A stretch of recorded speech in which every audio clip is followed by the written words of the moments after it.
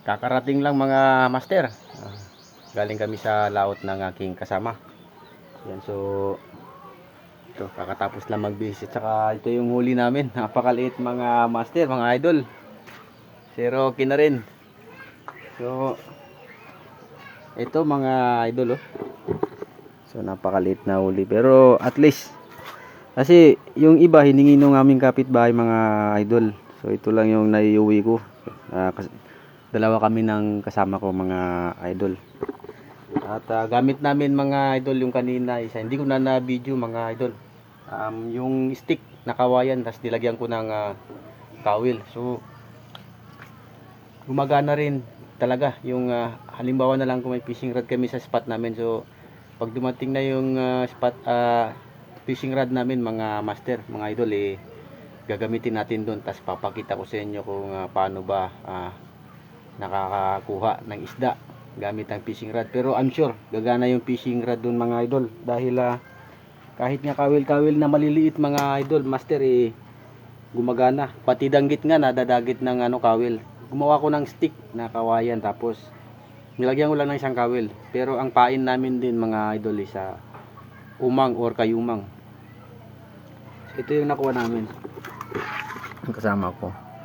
Yan, ito meron pati danggit mga idol, oh, nadadagit niya.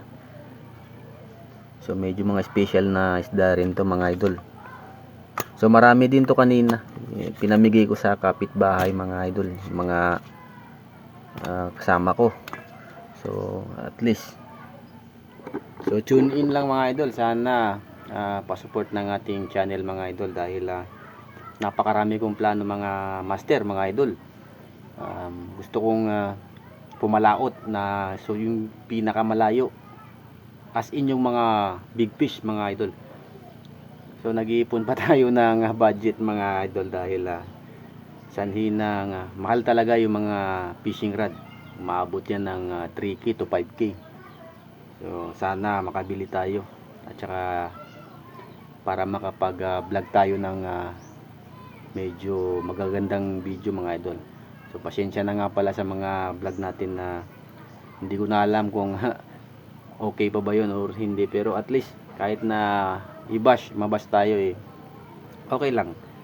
At least legit tayo na gumagawa ng video. Hindi tayo nangunguha ng mga video mga idol sa pamamaraan na gusto natin. Yun ang ginagawa natin mga idol.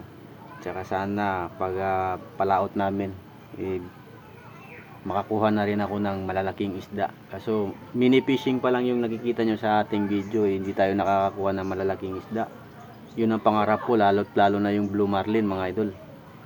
So sana mag-i-effort ako na makapag-upload tayo ng magagandang video. I-shoot natin na maayos. So hanggang dito na lang yung ating video mga idol. So, pa-support naman ng ating channel. Yan. So ito, i-prituin natin to mga idol. Yan. Thank you for watching mga idol.